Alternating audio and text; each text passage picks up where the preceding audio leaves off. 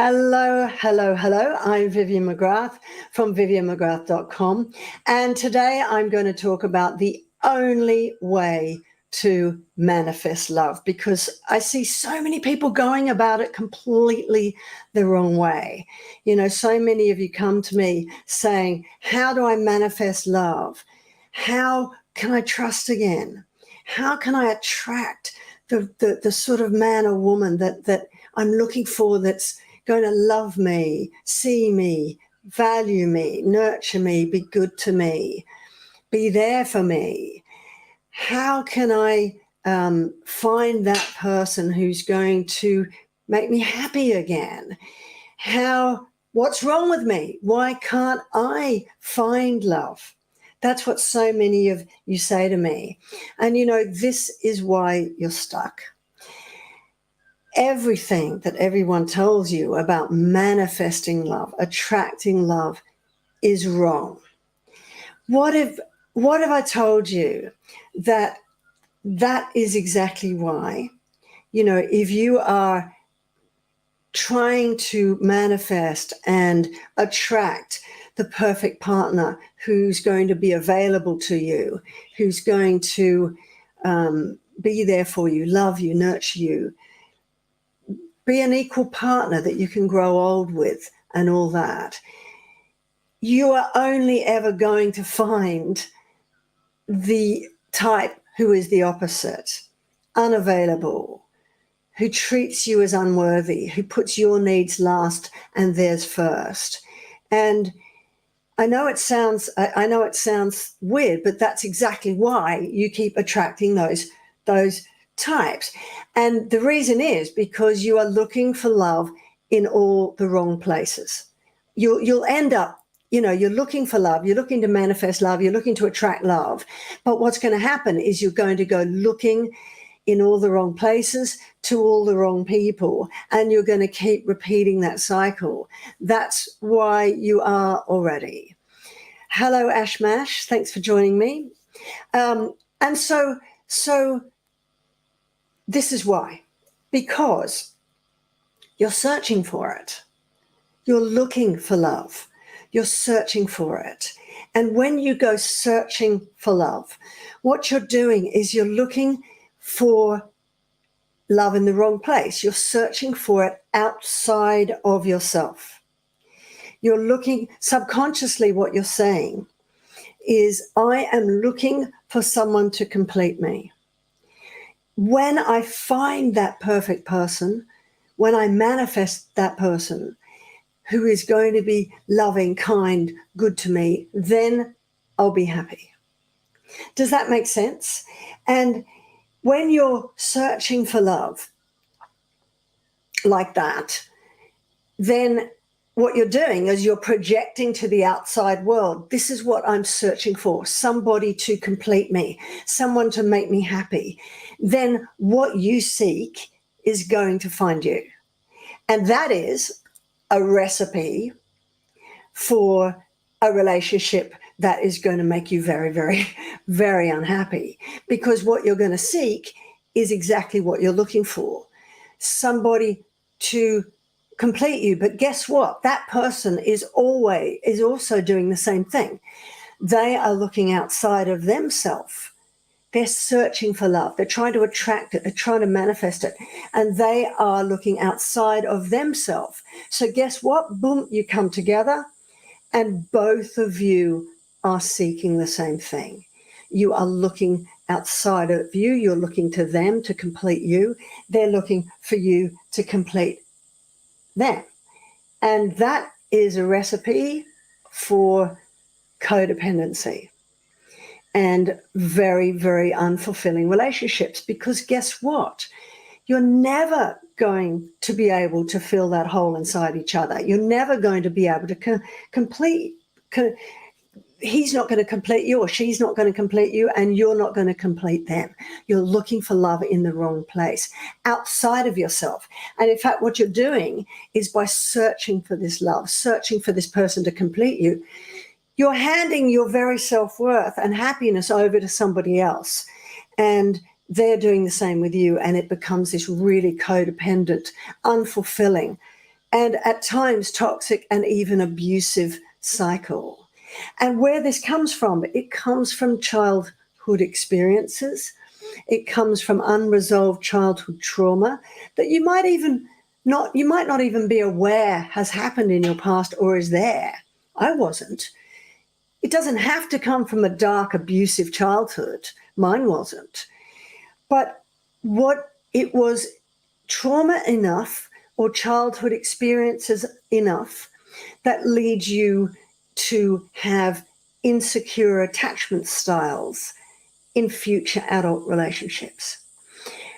And by that, I mean either an anxious attachment style, which was me, and in an anxious tongue twister, in an anxious attachment style, you are desperately looking for love. You are looking for someone to complete you. You're looking for validation because deep down you don't feel good enough, you don't feel worthy enough, and therefore you are looking outside yourself, desperately seeking approval, love, validation. We're the people pleasers. We're the ones who put our needs last and put other people first because we're seeking to prove we're worthy enough of somebody's love. And ultimately, we fear abandonment. An avoidant attachment style is somebody who, as soon as they get close to you, they push you away. Even though deep down, they too are desperate for validation and for love. But when it becomes too close to them, they get so frightened of it that they have to push it away and avoid. And guess who are the perfect partners for each other? The anxious attachment style and the avoidant attachment style. And they are drawn together. That's why you feel when you first meet, it just feels right. There's something just perfect about this. I can't put my finger on it. Because your baggage matches ultimately. But that leads to a very codependent cycle, the push, pull that you will experience in that relationship. Because both of you are seeking for validation, love, approval from the wrong place, which is outside yourself. And as I said before, what you're doing is you're handing your very self-worth, your happiness, how you feel about yourself over to the other person.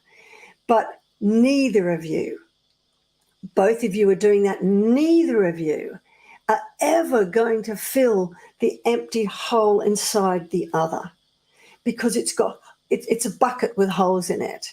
You will never make them feel validated enough, good enough, worthy enough, and you'll both drag each other down trying.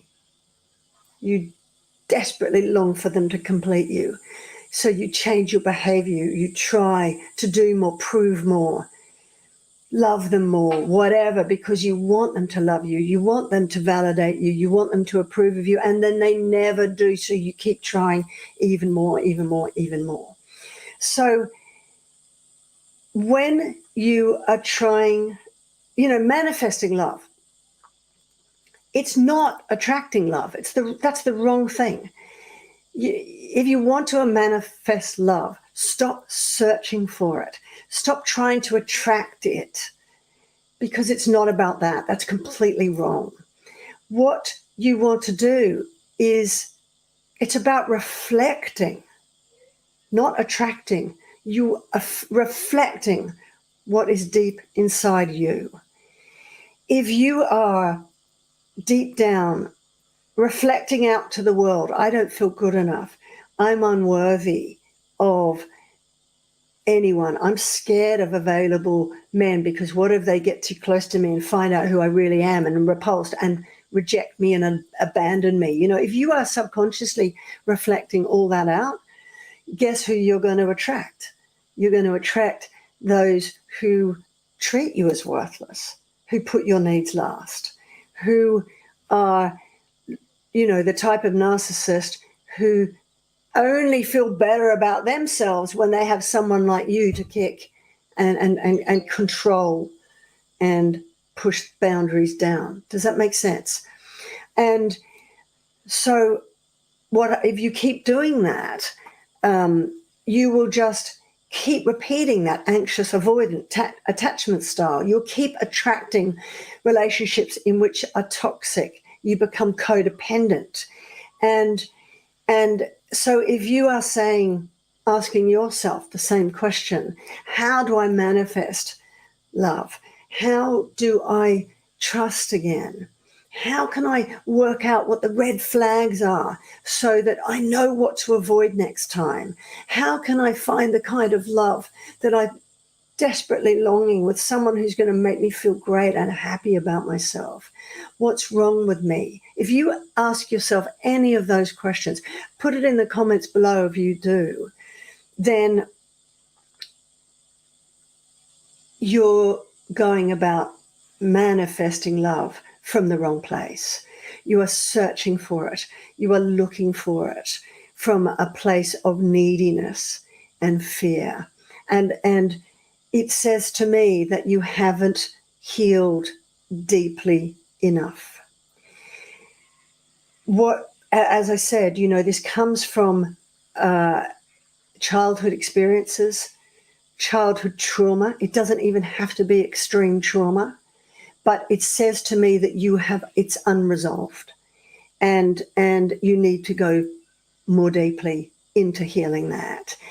And this is exactly the work that I do with women. I show them where that last place is that they're not aware of, that is not being healed, how and why childhood experiences and trauma, whether it's just subtle or deep, how it impacts your future adult relationships and sets you up to have these insecure attachment styles.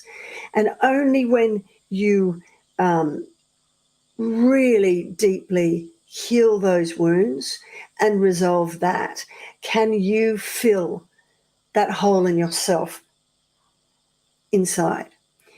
Because you want to reflect out. You want to love yourself as much as you want others to love you. You want to value yourself as much as the high value people you want to attract in your life. Because when you reflect out that, only then that healthy, high value, balanced, equal, nurturing relationship will find you. Does that make sense? So I'm not going to lie. It's not easy to heal this within yourself because it's subconscious. You're not aware of it. I wasn't. I had no idea, because my childhood memories were really happy. I had no idea that there was all this stuff there that was so deeply in my subconscious that and so long ago that I didn't even aware it was informing all my adult relationship, and was why I kept stuck in that pattern of trying to attract love, trying to search for it, looking for it, but I was looking for it with all the wrong people in all the wrong places. Only when I really deeply healed that was I able to break that pattern and rebuild from the inside out. So then now my attachment style is very secure. And it comes from a place that I am so secure within, with or without a man, that is when my really loving, available, beautiful, nurturing husband found me. And I wasn't looking for it. It just came, So if you are ready to find the courage to understand, the way you're trying to manifest love is the wrong way, and that the only way to manifest love is to reflect out exactly the type of person you want to attract. Someone who's high value, who values herself first and above everybody else, and is not looking for it in a needy, clinging way because I need you to complete me, but who is complete within already. then that's what I'm here to help you do. So please do watch my webinar in which I give you the 5 simple steps to liberate yourself in life and love, so you can stop trying to attract it, search for it, look for it. But you can manifest everything you want, like I have, from a very, very secure place. Okay, so I've put the links to that in the description below. I've also put the links to my free ebook. If you're not in my Facebook group, I've put the link so that you can join my free Facebook group as well. And if you're on YouTube, please do click the like and subscribe and ring the bell or whatever you have to do to always be updated for my latest live videos, because I do all my videos live now. And it's really lovely when you join me live. So Ash, good to see you back here. Riggs, nice to see you joining me today. So I hope that was helpful. If you let me know what you took from that video, and if you feel that you are asking yourself those same questions and repeating that pattern, let me know in the comments below. All right, bye for now. I'll see you in my next video.